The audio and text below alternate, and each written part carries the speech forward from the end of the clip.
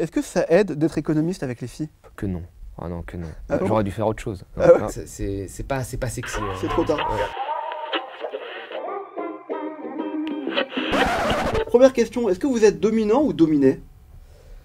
Je parle Sur- d'économie. Hein. Ouais, sur l'économie, Ouais. dominé. On est clairement dominé. Je vous donne un exemple sur ces 30 dernières années. Sur ces 30 dernières années, il y a une production qui a augmenté très fortement. Aujourd'hui, on vous dit, avant de redistribuer des richesses, il faut en produire. Mais la réalité, quand vous regardez l'évolution du PIB, des richesses, Ouais. elle a augmenté très fortement. Et bien, les 1% ont capté une très grosse partie de cette production de richesses, et les 90 autres pourcents, donc les dominés, eux, ils ont capté beaucoup moins de richesses. Le revenu a augmenté, mais beaucoup moins vite que les autres. C'est le sujet de votre livre, traité d'économie hérétique. Ça veut dire quoi, hérétique? Bah, ça veut dire justement celui qui s'oppose aux dominants. C'est-à-dire qui veut casser des mythes. Exactement, exactement. Et vous voulez casser quoi comme mythe? Parce que je l'ai lu, on va en parler. Écoutez, Tout le long, il n'y a que des mauvaises nouvelles. Oui, mais pour beaucoup de gens, le monde ne va pas aussi bien que pour une petite partie des personnes. Vous regardez la campagne présidentielle, pour vous donner un exemple. Ouais. La campagne présidentielle, on a très peu parlé d'économie. On a parlé beaucoup alors des affaires de M. Fillon, on a beaucoup parlé de la nouveauté d'Emmanuel Macron, il est jeune, il est dynamique. Tous les livres qui sont sortis sur Emmanuel Macron avant sa campagne, ça parlait de ses relations à l'ENA, de sa relation amoureuse, enfin de tout sauf de l'économie. Et d'ailleurs, il était numéro 1 dans les sondages sans avoir présenté de programme économique. Il l'a présenté fin février dans une interview dans Les Échos. Personne n'en a discuté. Tout le monde s'est dit, le programme d'Emmanuel Macron, c'est le programme sérieux. Réduction de la dépense publique, réduction des déficits, programme aligné sur ce que veut la Commission européenne. Voilà, c'est le programme sérieux. Les autres programmes de M. Hamon ou de Mélenchon, d'entrée de jeu, étaient disqualifiés comme des programmes irréalisables. Or, quand vous regardez en économie, vous avez 40 économistes très très bons qui ont soutenu Emmanuel Macron, vous en avez une centaine tout aussi bons qui ont soutenu Mélenchon, et vous aviez Thomas Piketty qui était avec Benoît Hamon, qui est un des meilleurs économistes au niveau mondial. Donc le débat économique méritait un débat sur un pied d'égalité entre les candidats. On vous propose des alternances politiques sans alternative économique. Ce qui est très intéressant dans votre livre, c'est que vous dites que tout le monde peut parler d'économie aujourd'hui. Tout le monde s'autoproclame économiste. Oui, c'est vrai. Oui, vous regardez à la télé, il y a plein de gens qui se disent économistes, qui n'ont jamais fait d'études d'économie. Il faut faire quoi pour être économiste alors? Il faut faire des études d'économie. Si vous êtes médecin et que vous n'avez pas fait d'études de médecine, vous êtes un marabout, vous êtes tout ce que vous voulez, mais vous n'êtes pas un médecin. Et donc dans ces cas-là, ça veut dire que les médias font mal leur boulot. S'ils filent des éditos à ces gens-là. Alors attention, il y a l'édito économique, journaliste économique, c'est souvent la caisse de résonance du discours dominant en économie. Tout le monde sait qu'il faut flexibiliser le marché du travail. Tout le monde sait que la dette est un problème. Mais non, c'est faux. Dans un séminaire d'économie, vous verrez que les gens se disputent sur ces thématiques-là. Ouais. Vous avez des très grands économistes, ils se font challenger. Leurs résultats, il y a des gens qui leur disent en face que c'est pas bon. Tous les économistes ne sont pas d'accord. Mais alors pourquoi il y a un discours dominant et un autre dominé? Vous faites pas votre taf alors? Alors, je pense qu'il y a effectivement il y a une partie, on peut le dire, hein, des économistes hétérodoxes qui à un moment n'ont pas voulu aller débattre, par exemple dans les médias mainstream parce qu'on leur laissait pas assez de temps, parce qu'ils voulaient. Il y a eu ça, mais il y a aussi parce que ce discours dominant, il sert des intérêts financiers importants à un moment. 1950-1970, on a eu un fonctionnement plus redistributif avec la création d'un service public fort, etc. Pourquoi? Parce qu'à l'époque, il y avait beaucoup de gens qui louchaient vers l'URSS.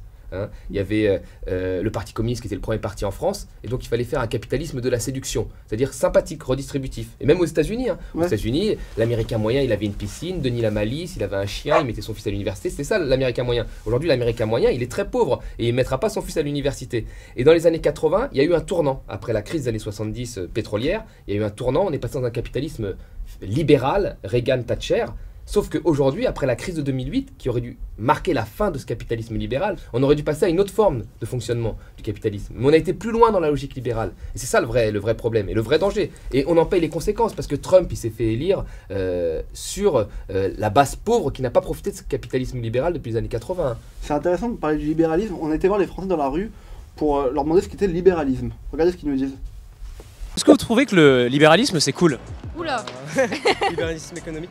D'une manière générale, plus on se protège, plus on se sent en danger forcément. Je suis plus partisan de tu bosses, t'as ton oseille, tu bosses pas, tant pis pour toi. On n'est pas dans une démarche d'ouverture et c'est plutôt l'ouverture et le mélange qui est bon. Et à l'échelle d'une société, les entreprises, elles peuvent faire ce qu'elles veulent. Il y a des excès avec le monde digital aujourd'hui où on ne maîtrise plus sa propre vie, ses données. Ce qui me révolte un peu, c'est McDonald's qui ne paye aucun impôt en France. Faut cadrer, faut encadrer. McDonald's paye les impôts en France? Ah ouais? Nike paye des impôts en France? Vous mangez McDo? Ça m'arrive. Ça c'est le libéralisme un peu, non? Oui, mais attendez, je ne suis pas contre le capitalisme, je suis contre le capitalisme libéral. C'est-à-dire que je trouve pas ça normal qu'aujourd'hui, comme ça a été dans votre reportage, que Nike ne paye pas d'impôts en Europe. Et tout ceci va avec la mondialisation. La mondialisation aujourd'hui, vous pouvez produire là où la main-d'œuvre est pas chère, payer des impôts là où il n'y a pas de fiscalité et vendre là où il y a des gens qui ont des pouvoirs d'achat. Enfin, c'est quoi ce truc? Mais c'est intéressant ce que vous dites, parce qu'on était voir Mounir Majoubi la semaine dernière, qui nous disait sur les GAFA, on va remettre le système en place, on va faire attention à ce que ces boîtes payent maintenant des impôts, le digital. Aujourd'hui, ce droit fiscal qu'on a, c'est l'héritier des 50 dernières années. Et eux, ils ont des pratiques des 50 prochaines.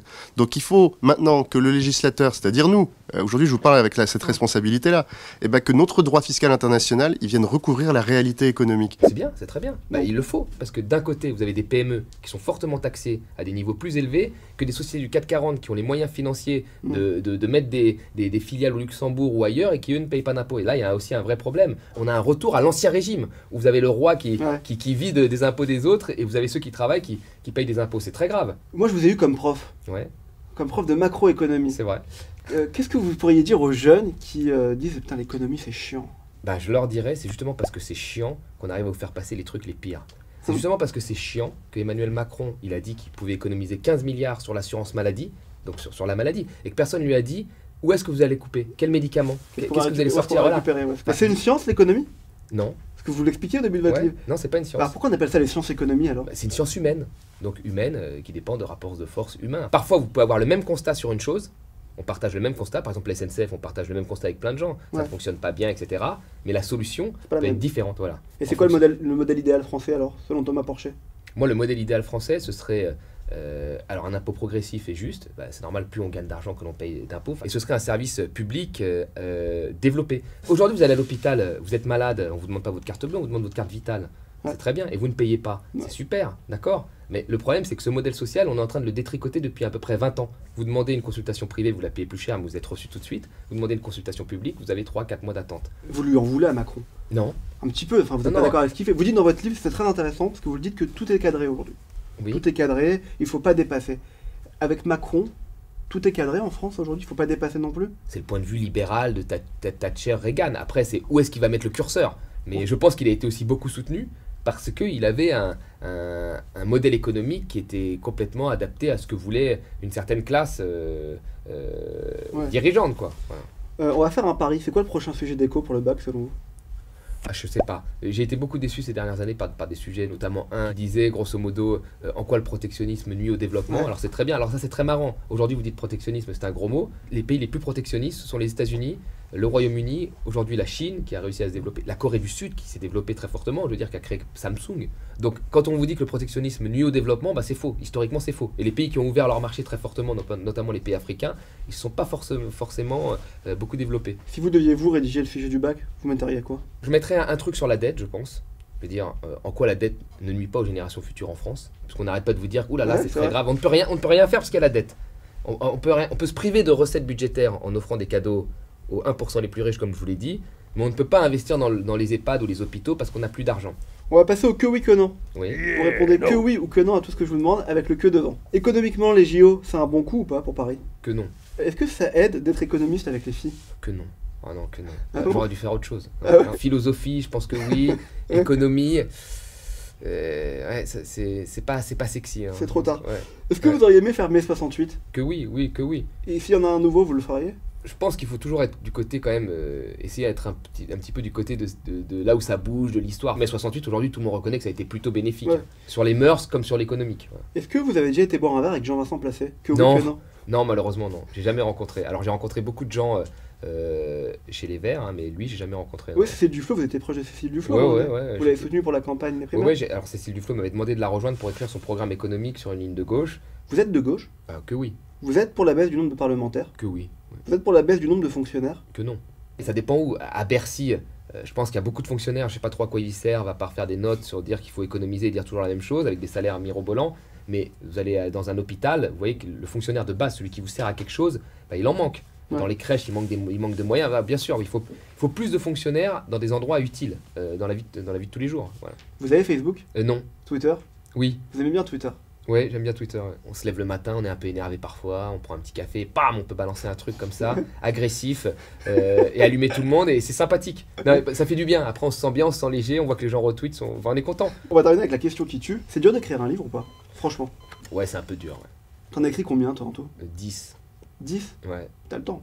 Ouais, j'ai le temps. Ouais. Bah, je suis prof. Prof, c'est encore mieux que cheminot. Hein. Vous avez Ah ouais vraiment très peu d'heures de cours et beaucoup de temps pour réfléchir. Donc, Ah bon ouais, bah, c'est ça un prof. Donc on doit faire de la recherche et des bouquins. Est-ce que tu t'aurais bloqué, toi, les facultés, en tant qu'étudiant? Moi, je pense que le blocage, ça fait partie, c'est le piquet de grève, ça fait partie de la grève. Après, il faut voir ce qu'on propose derrière. Dernière question, Thomas Porcher, qu'est-ce que tu aurais voulu faire comme métier si t'étais pas économiste? Chanteur. Chanteur? Ouais. Mais je chante mal. Non, bah, mais chante un truc, tu me dis ça maintenant. Non, mais je chante très mal. C'est Non, qui, rappeur. La punchline sur Twitter, je me dis parfois en chanson, ça c'est qui ton rappeur préféré? Quand j'étais jeune, j'aimais bien le Ministère amer, mais maintenant ils sont un peu. Ouais, quand j'étais jeune, années 90. C'était bon. Ouais, c'était très très bon, magnifique. Merci beaucoup Thomas Porcher d'être venu. Merci. Pour terminer l'émission, on demande toujours à notre invité de prendre une photo. Combien d'abonnés sur Twitter? 31 000. T'as un objectif, comme tout économiste, à un moment donné, d'atteindre un nombre ou pas? Non, on est quand même content d'être suivi. Ouais.